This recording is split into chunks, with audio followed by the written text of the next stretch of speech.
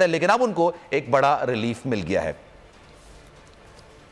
पंजाब के इलेक्शन में टिकटों की तकसीम, तहरीक इंसाफ के चेयरमैन इमरान खान का बड़ा फैसला।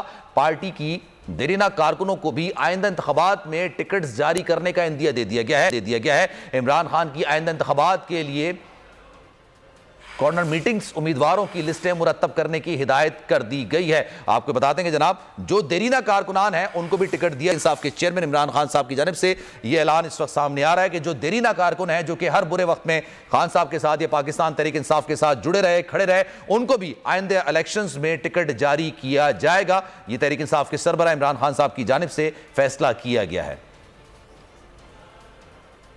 इखलाक बाजवा हमारे नुमाइंदे हमारे साथ मौजूद हैं, तफसील उनसे जानते हैं। इखलाक बाजवा, बताइएगा ये अगले जनरल इलेक्शंस के हवाले से फैसला किया गया खान साहब की जानिब से?